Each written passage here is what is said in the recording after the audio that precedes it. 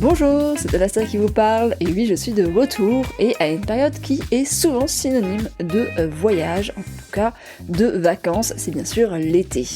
Ah, l'été, la plage, les glaces, la farniente, les visites, la chaleur, le soleil, le bronzage, la crème solaire. Mais c'est aussi synonyme de découverte, de pause, de vivre, sans culpabilité finalement. Pour vous accompagner cet été, De Vraie Vie a décidé de vous offrir des récits de voyage à déguster, telle une glace à l'italienne sur la plage de vos vacances. Elles ont trouvé le sens de leur vie en vacances, vu des étoiles filantes à 40 000 pieds, elles se sont confrontées aux différences culturelles, bref, elles ont vécu une histoire drôle, effrayante, surprenante, folle, lors d'un voyage, et ça a changé leur vie. Prête à découvrir ces cartes postales à nos côtés, alors tendez bien l'oreille. Et pour ce faire, je laisse la parole à Manon qui s'est chargée de la production de ces épisodes pour cette mini-série. Merci encore Manon. Bonjour, moi c'est Manon, productrice de podcast. Je suis passionnée de voyage et d'histoires vectrices d'émotions. C'est pourquoi je lance à l'automne Virage, un podcast qui tend le micro aux voyageurs et voyageuses en solo.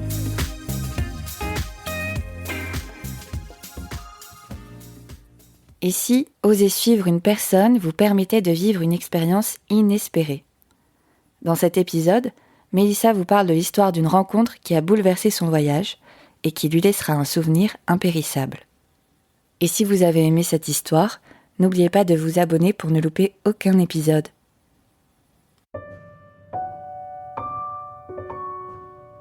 Je m'appelle Mélissa, j'ai 23 ans et il y a maintenant 10 mois, j'ai fini mes études et je suis partie pour un tour du monde solidaire et responsable à durée indéterminée.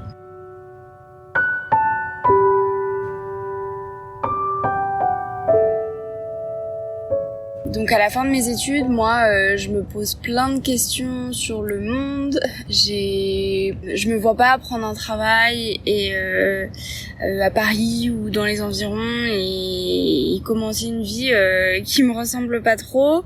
Je me dis qu'il faut que je parte en voyage, partir à la découverte du monde et que j'aille répondre un petit peu aux questions auxquelles les études n'ont pas forcément répondu pour moi. Donc voilà, j'ai en tête tous les enjeux sociaux et environnementaux que j'ai vraiment envie de creuser. Donc c'est vraiment la raison de ce voyage. Et le Népal est apparu un peu comme une évidence. Beaucoup de voyageurs, en particulier de voyageuses, me recommandent le pays. À l'époque, on était encore en plein temps Covid. Donc il n'y avait pas tant de pays en Asie du Sud-Est qui étaient ouverts sans quarantaine. Il n'y avait que le Népal et le Sri Lanka. Les grands espaces, les treks, une forte spiritualité aussi qui m'attirait beaucoup là-bas. Donc voilà, le Népal est apparu un petit peu comme une évidence. Je me pose plein de questions sur le monde qui m'entoure et en fait je comprends pas pourquoi l'urgence climatique et la justice sociale c'est pas au cœur de tous les débats alors que pour moi ils prennent de plus en plus de place et justement ces dernières années j'ai l'impression d'avoir baigné dedans dans mon cercle d'amis, etc. Plus je creuse, plus je me rends compte que les enjeux sont gigantesques et cruciaux en fait pour ma génération, pour les générations d'après. Et du coup, j'ai vraiment envie de mieux comprendre parce que je pense que j'ai aussi envie de m'émanciper un peu de l'éducation très européocentrée que j'ai reçue. Je pense que partir avec mon sac à dos, c'est la meilleure option pour aller, moi, comprendre ce qui se passe ailleurs. Je pars de France le 9 octobre 2021. J'arrive à l'aéroport de Katmandou. Je me dirige vers une auberge dont j'avais entendu parler. Et à peine arrivée dans ma chambre, je croise un Suisse. On commence à sympathiser, on prend l'apéro et là il me dit que lui dans 2 jours il part pour le circuit des Annapurna pour 15 jours. Moi c'était quelque chose à laquelle j'avais pensé faire le circuit des Annapurna. Après moi j'avais pas spécialement d'expérience dans les treks etc. Mais bon il était trop sympa et je me suis dit que c'était vraiment l'occasion de le faire puisque lui y allait et qu'à l'époque il y avait quand même pas beaucoup de voyageurs dans les auberges. 24 heures après, je me retrouve embarquée pour le circuit des Annapurna, et lui du coup il avait booké un guide qui s'appelle Wangda, un guide Sherpa, et du coup il est devenu aussi mon guide. On est parti à 3 plus un autre Népalais qui avait envie de devenir guide, et du coup voilà, qui partait avec nous, donc on était une équipe de 4.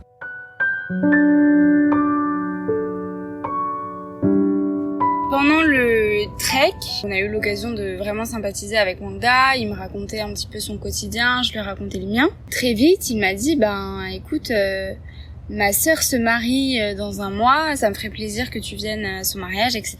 Ça se passera dans la région de l'Everest, donc une toute autre région dans laquelle on était. Et si tu veux, voilà, je t'invite dans mon village d'enfance, dans la maison de mes parents, c'est là où se tiendra le mariage. Tu peux venir et tu peux rester un petit peu plus de temps là-bas si tu veux, parce qu'il savait que je voulais faire du volontariat et il m'avait proposé un projet aussi dans son village d'enfance. Dès la première semaine de voyage, je sais que je vais assister à un mariage Sherpa. Je suis trop excitée, d'autant plus qu'en France, moi, j'ai pas assisté à tant de mariages, donc là, franchement, j'étais vraiment ravie, et de découvrir les coutumes aussi bouddhistes, népalaises. Franchement, j'ai vraiment hâte. À peu près 3 semaines après la fin du trek, on part pour Patlé, donc un petit village dans la région de l'Everest. On a gravi les montagnes en 4x4. Enfin, déjà, je sentais que on allait être dans un lieu particulier parce que c'était quand même très difficile d'accès. J'arrive dans la maison des parents de Wangda, donc je rencontre ses parents.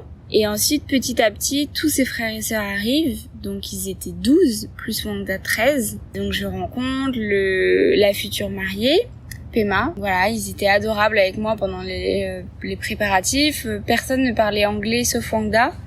Donc on parlait en gestes et en sourire, mais je vois que tout le monde sait faire en cuisine. Ils préparent des décorations, des grands bandeaux.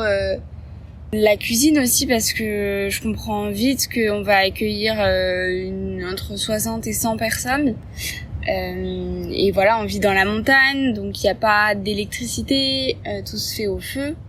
Donc voilà, il faut préparer la nourriture, l'alcool. Les 3 premiers jours de préparatifs, ça s'articule comme ça. Le jour du mariage arrive.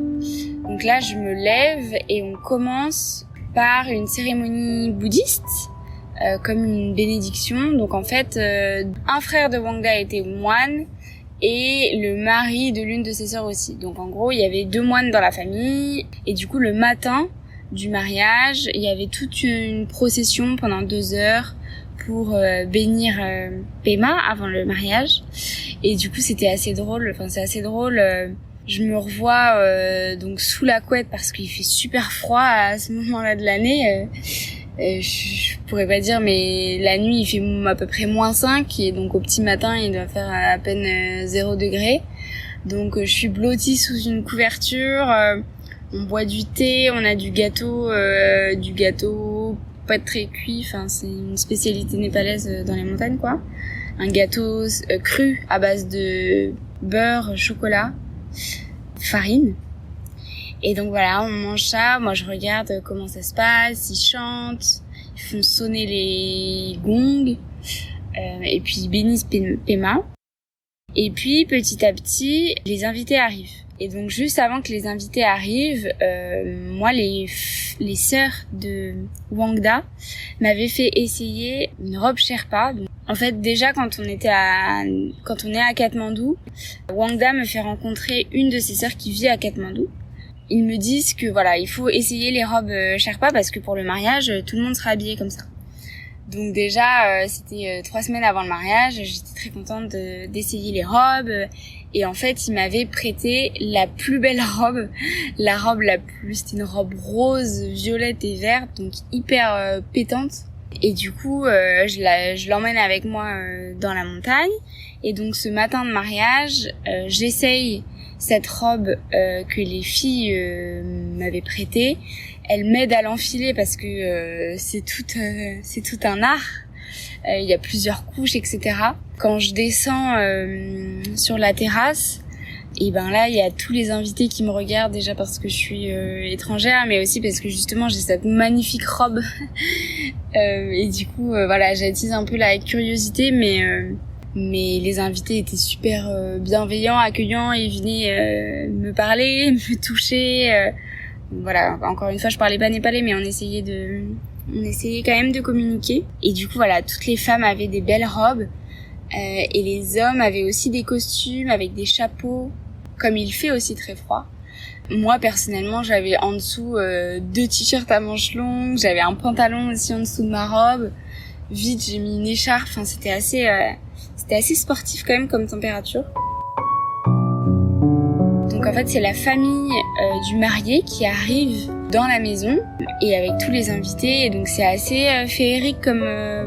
j'en ai un souvenir incroyable puisque on était perchés dans la montagne, le soleil vient de tomber et il y a une espèce de brume et en fait on voit la famille du mari et les autres invités arriver par la montagne avec des chants, de la musique et on les voit petit à petit traverser la montagne et arriver chez nous dans le noir, etc. Donc c'était vraiment magique, c'est vraiment magique.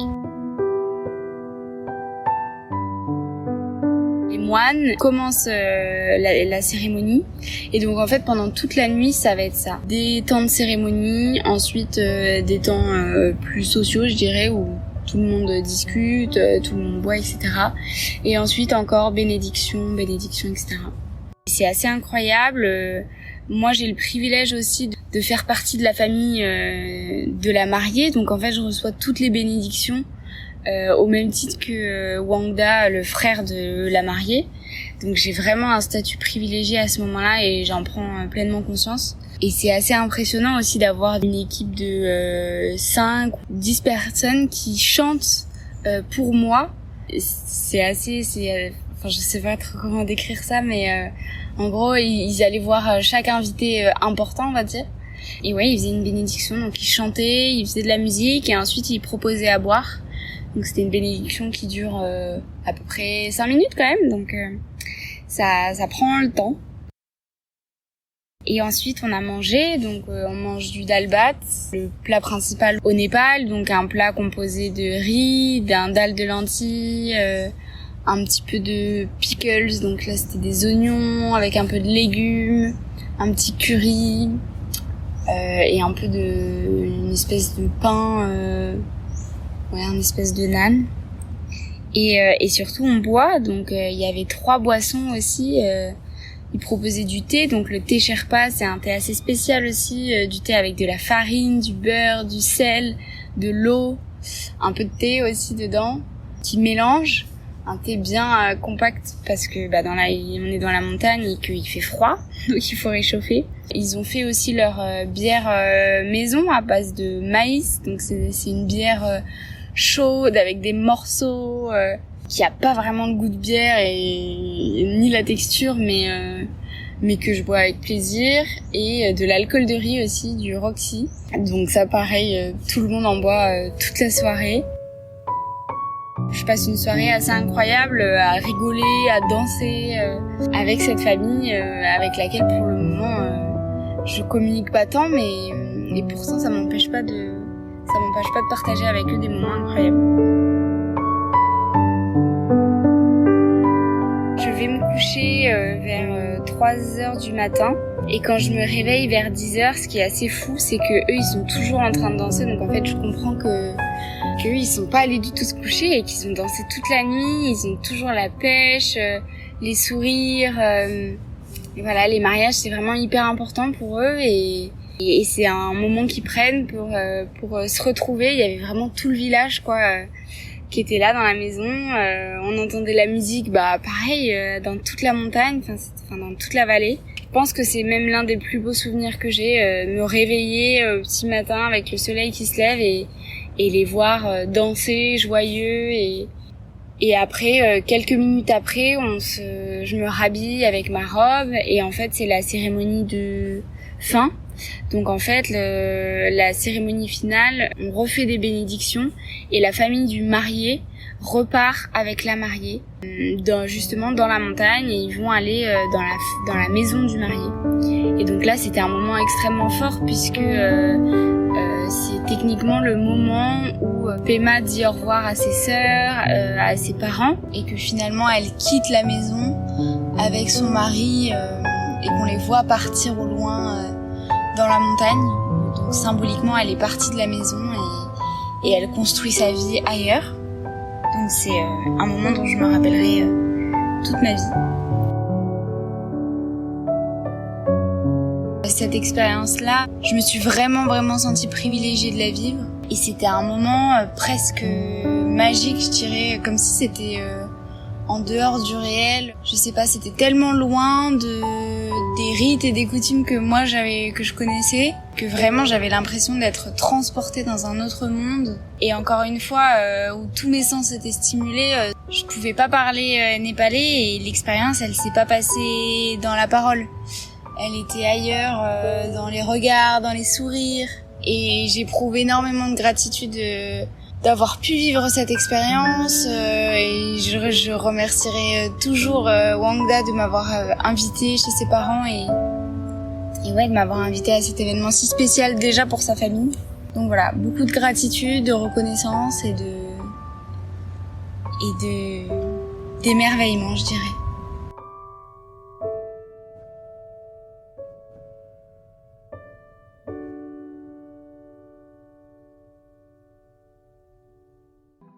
Merci pour votre écoute.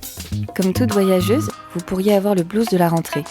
Alors pour contrer celui-ci, on vous invite à suivre de près le podcast Virage, qui sera diffusé à l'automne sur toutes les plateformes d'écoute. À bientôt!